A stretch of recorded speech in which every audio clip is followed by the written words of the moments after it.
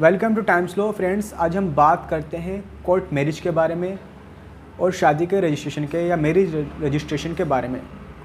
शादी का रजिस्ट्रेशन क्या होता है और कोर्ट मैरिज क्या होता है, इन दोनों में फ़र्क क्या है, आज हम इस विषय पर बात करते हैं।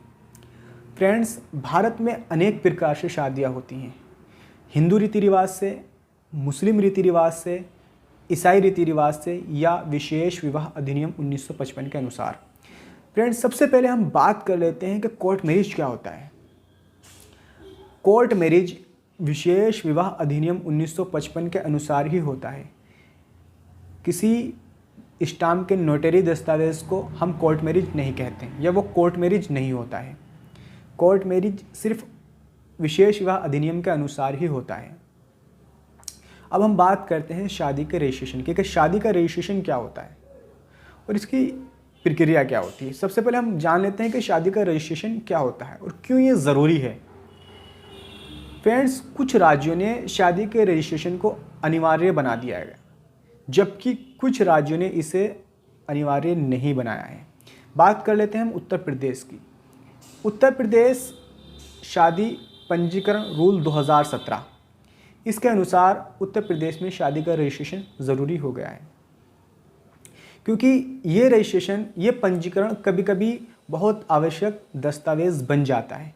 क्योंकि जब कभी तलाक का वाद होता है या भरण पोषण का वाद होता है या पारिवारिक बंटवारा होता है, तो ऐसी स्थिति आ जाती है कि उन्हें साबित करना पड़ता है कि ये हम पति पत्नी के रूप में रहे थे या ये पत्नी थी और ये पति था।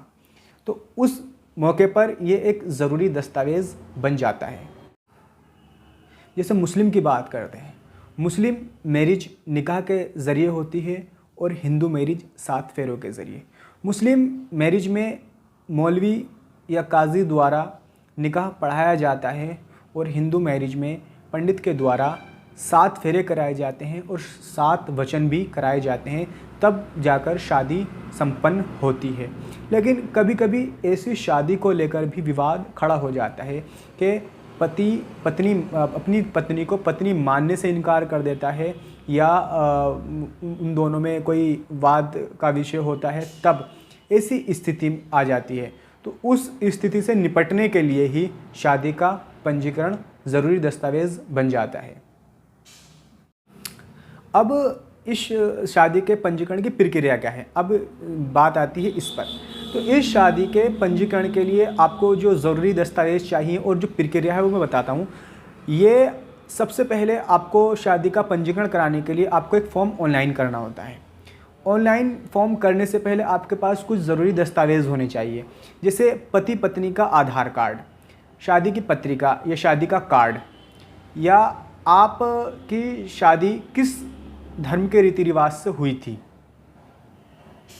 आपकी शादी किस धर्म के रीति रिवाज से हुई थी, हिंदू धर्म के हिसाब से, मुस्लिम धर्म के रीति रिवाज के अनुसार, या ईसाई धर्म के रीति रिवाज के अनुसार, या किसी अन्य धर्म के रीति रिवाज के अनुसार। आपको एक शपथ पत्र उसका देना होता है या सर्टिफिकेट उसका देना होता है।